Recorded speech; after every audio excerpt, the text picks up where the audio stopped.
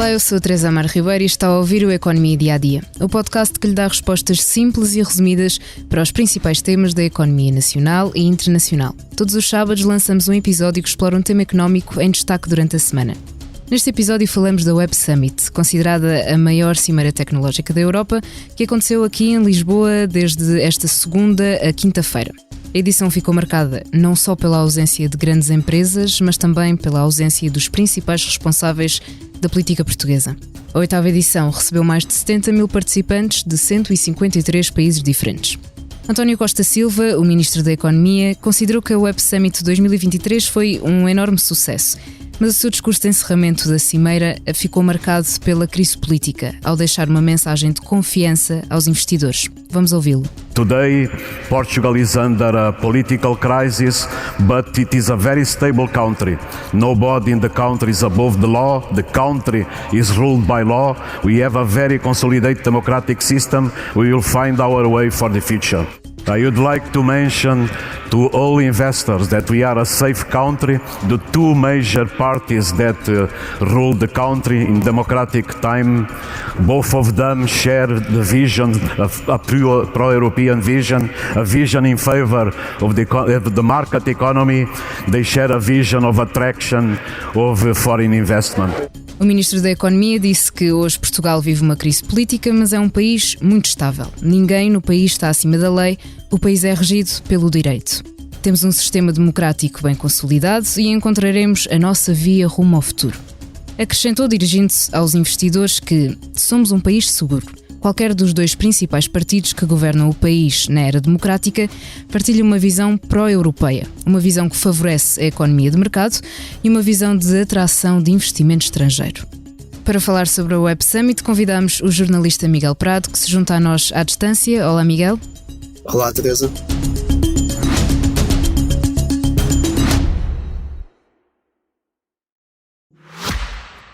Já visitou hoje o BPI Expresso Imobiliário? Agora pode calcular o valor da sua propriedade e guardar a documentação da sua casa e do recheio numa nova área pessoal única no mercado. E ainda ficar a saber quanto pode pagar por uma casa, localizá-la com uma pesquisa por polígonos e conhecer as soluções de crédito habitação BPI. bpiexpressoimobiliario.pt. Quem compra e quem vende na mesma página. Miguel, começo por perguntar se, apesar de todas as polémicas da saída do CEO Paddy Cosgrave, também da desistência de grandes nomes de peso das tecnológicas, como a Google, por exemplo, que avaliação é que fazes à cimeira deste ano?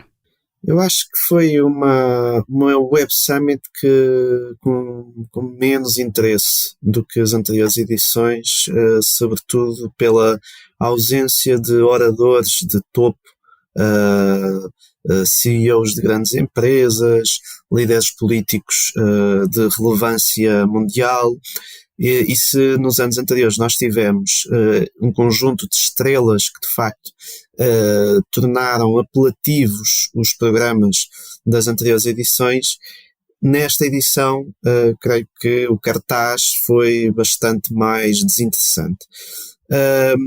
Creio também que se notou um pouco que o espaço de circulação na Web Summit era mais fluido, que não haveria tanta confusão como houve noutros anos, mas curiosamente os números que são reportados pela organização não estão muito distantes daquilo que tivemos em 22. Em 22 tivemos... Mas tu sentiste que estavam menos pessoas a circular nos corredores? Pareceu-me por um dia que lá estive e fiquei com essa sensação, mas tendo em conta os números que são reportados pela organização, não andou muito distante dos 71 mil que estiveram na edição do ano passado. Agora, eu acho que do ponto de vista qualitativo foi uma edição menos interessante do que as edições anteriores, apesar de ter a questão a polémica em torno da saída de Paddy Cosgrave, que era um ponto, um atrativo adicional para esta edição.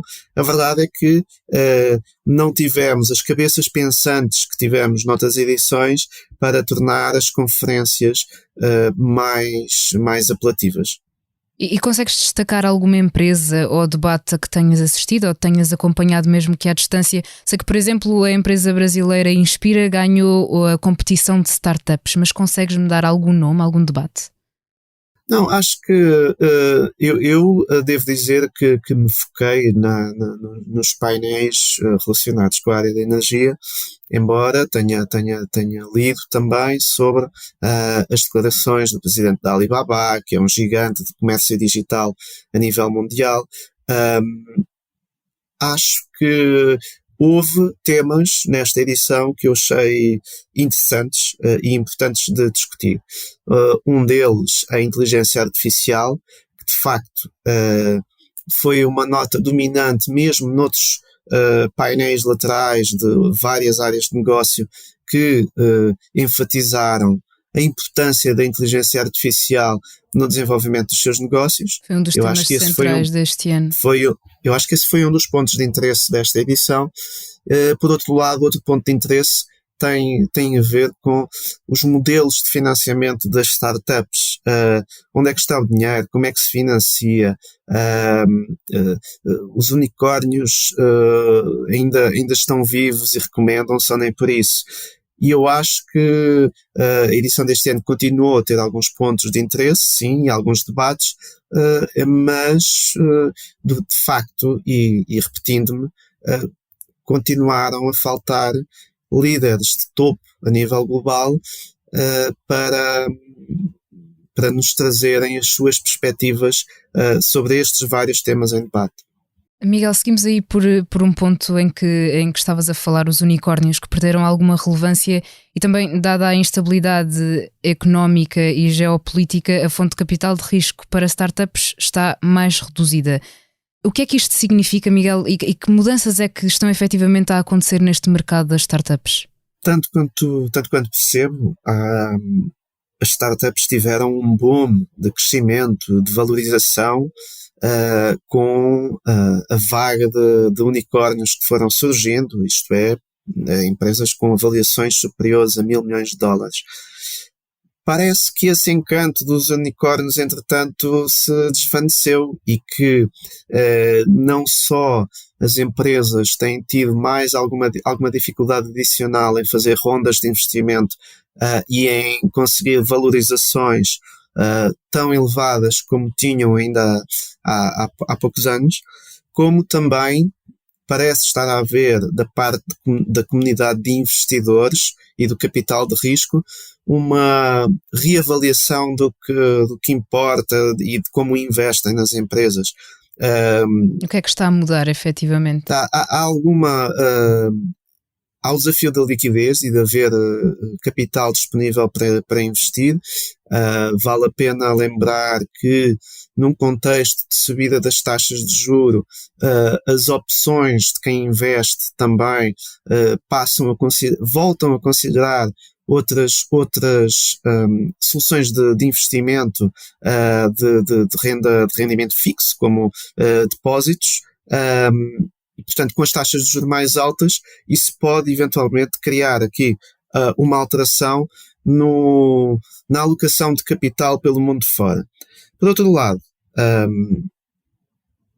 a Europa e os Estados Unidos vivem momentos e condições um bocadinho diferentes. Os Estados Unidos continuam a ter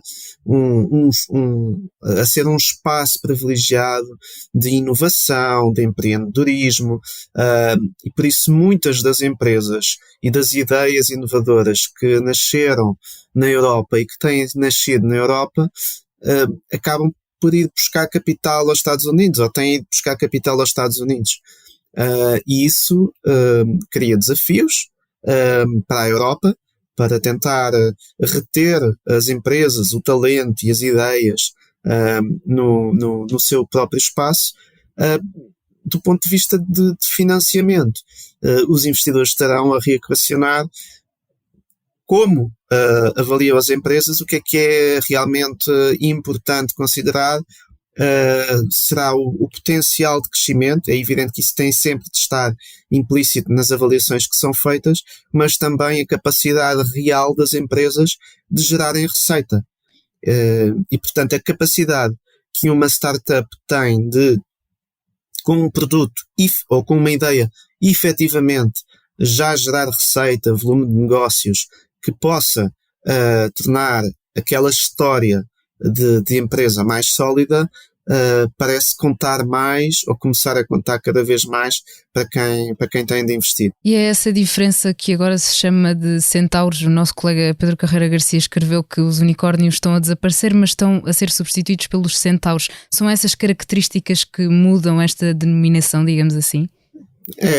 Sim, o texto do Pedro explicava bem isso, e a migração do foco de quem investe para outros modelos e outras métricas de avaliação das empresas que considerem mais a sua capacidade real de geração de receita. Certo.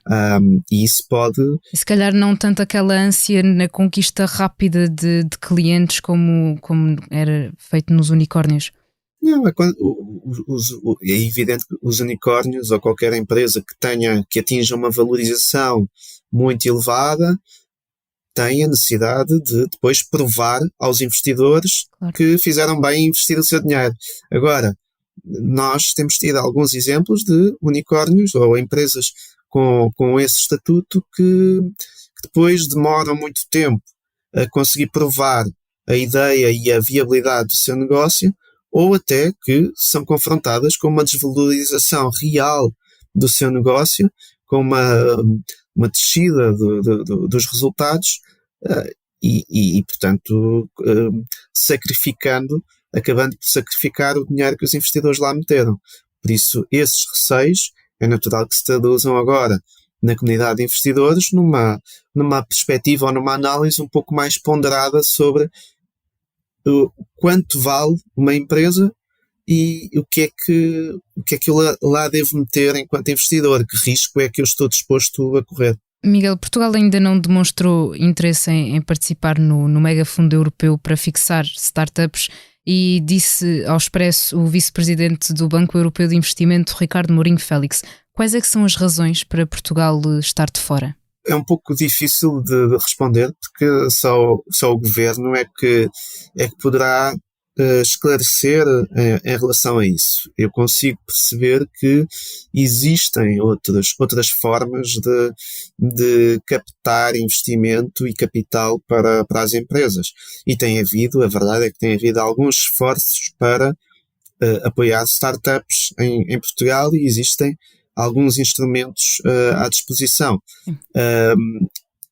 Agora, tem também a ver com, ou pelo menos devemos ver e olhar para o contexto, que é um contexto em que muitas ou algumas das empresas portuguesas com maior potencial, quando se vão financiar e quando tentam fazer rondas de investimento, fazem rondas de investimento, na sua maior parte, com investidores externos. E muitas vezes o capital vão buscá-lo aos Estados Unidos, a fundos e investidores de capital de risco dos Estados Unidos. E, portanto, talvez haja uma maior facilidade por parte destes empresários e empreendedores em conseguir convencer investidores do lado de lá do oceano a injetar na empresa os capitais necessários para a sua expansão. Talvez isso seja mais fácil do que fazê-lo na Europa, mas há várias praças na Europa para as empresas se financiarem, e a razão pela qual Portugal não aderiu até o momento a este fundo cabe ao governo explicá-lo. Não se trata de desinteresse nas startups, mas procurar outras vias para investir nelas? Pois, não me parece que haja um desinteresse nas startups. Vemos o presidente da Câmara de Lisboa muito empenhado com a fábrica de unicórnios, vemos um conjunto de governantes que vão enfatizando e reconhecendo a importância das startups e do apoio ao empreendedorismo. Há fundos, há dinheiro, há capital. O facto de não ser por este instrumento específico ou por este fundo específico pode não ser crítico. O que é crítico é, a meu ver, conseguirmos que estas empresas e ideias de negócio inovadoras consigam manter talento e reter talento em Portugal e ajudar a economia portuguesa a crescer com esses novos negócios. Vamos esperar que assim seja. Miguel, muito obrigada por esta conversa. Esta semana é tudo aqui no Economia Dia a Dia. Convido ainda a ouvir o podcast A Beleza das Pequenas Coisas, do jornalista Bernardo Mendonça. Conversa com o poeta Cláudia Sampaio, que disse: aflige-me como está o mundo. Basta sair à rua e ver. Ninguém que esteja atento e lúcido consegue estar bem. Continua a acompanhar os podcasts do Expresso no site, app e nas restantes plataformas. A sonoplastia deste episódio foi de João Martins. Muito obrigada, João, e a si obrigada por estar desse lado. Se tem questões ou dúvidas que gostaria de ver explicadas aqui no Economia Dia a Dia, envie um e-mail para tearribeiros@expresso.empresa.pt. Voltamos já na segunda, com mais novidades económicas.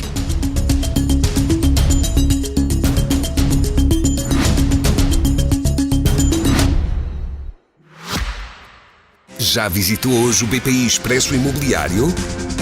Agora pode calcular o valor da sua propriedade e guardar a documentação da sua casa e do recheio numa nova área pessoal única no mercado. E ainda ficar a saber quanto pode pagar por uma casa, localizá-la com uma pesquisa por polígonos e conhecer as soluções de crédito habitação BPI. BPI Expresso Imobiliário.pt. Quem compra e quem vende na mesma página.